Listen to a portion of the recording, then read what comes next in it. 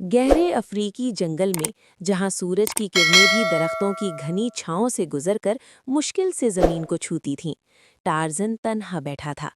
وہ بندروں کا بادشاہ تھا جو گورلوں کے قبیلے میں پل کر بڑا ہوا، لیکن آج کل جنگل میں کچھ عجیب ہو رہا تھا۔ راتوں کو دور سے عجیب چیخیں آتی تھیں جو نہ تو شیر کی دھاڑ تھیں نہ ہاتھی کی۔ یہ چیخیں انسانی جیسی مگر وحشی اور خوفناک تھیں۔ ٹارزن کو لگتا تھا کہ جنگل کا کوئی پرانا راز جاگ رہا ہے۔ ایک رات جب چاند خون جیسا سرخ تھا، اس نے دیکھا کہ دور ایک غار سے دھواں اٹھ رہا ہے۔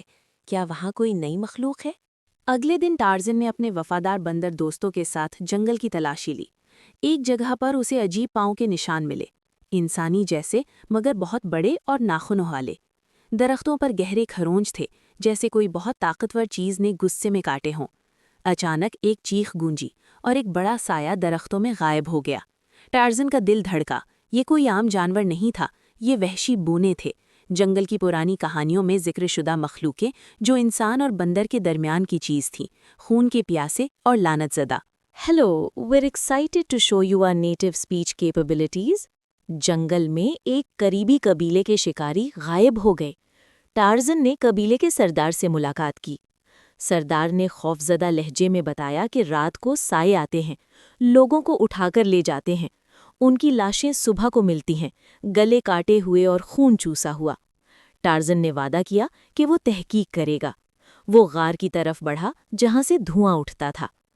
راستے میں اسے ایک لاش ملی، شکاری کی، جس کی آنکھیں خوف سے پھٹی ہوئی تھیں۔ کیا یہ کوئی لعنت ہے؟ Hello, we're excited to show you our native speech capabilities۔ Tarzan غار میں داخل ہوا۔ اندر اندھیرا تھا، مگر اس کی تیز نظروں نے دیکھا کہ دیواروں پر عجیب نقش تھے، پرانی انسانی اور بندری شکلیں۔ غار کے اندر ایک بڑی جگہ تھی جہاں آگ جل رہی تھی، وہاں کئی سائے بیٹھے تھے، بڑے بالوں والے، آنکھیں سرخ۔ یہ وحشی بونے تھے۔ ان کا سردار، ایک دیو قامت مخلوق، نے ٹارزن کو دیکھا اور غراتا ہوا اٹھا۔ تم یہاں کیوں آئے ہو سفید بندر؟ اس نے غرانے والی آواز میں پوچھا۔ ٹارزن حیران رہ گیا، یہ بول سکتے تھے۔ ہیلو، ہم آپ کو اپنی نیٹو سپیچ کیپیبلٹیز دکھا کر خوش ہیں۔ وحشی بونوں کے سردار نے بتایا کہ وہ پرانے زمانے کے انسان تھے جو ایک جادوئی لعنت کی وجہ سے بندر نما ہو گئے۔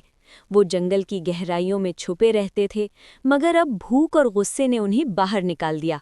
وہ ٹارزن کو اپنا دشمن سمجھتے تھے کیونکہ وہ صاف انسان تھا۔ سردار نے کہا، تم ہمارے جنگل پر قبضہ کر رہے ہو، اب ہم تمہیں ختم کریں گے۔ ٹارزن بھاگ نکلا، مگر اس کے پیچھے وحشی بونوں کا تعاقب شروع ہو گیا۔ Hello, we're excited to show you our native speech capabilities۔ رات کو وحشی بونوں نے ٹارزن کے قبیلے پر حملہ کیا۔ گریلے چیخ رہے تھے، درخت ہل رہے تھے۔ ٹارزن نے اپنا چاقو نکالا اور لڑائی شروع کی۔ ایک بونے نے اس پر حملہ کیا، اس کے پنجے ٹارزن کے کندھے کو زخمی کر گئے، خون بہہ رہا تھا، مگر ٹارزن نے اسے مار گرایا۔ مگر وہ اکیلے کتنوں سے لڑ سکتا تھا؟ وحشی بونے بہت طاقتور اور وحشی تھے، ان کی آنکھوں میں پاگل پن تھا۔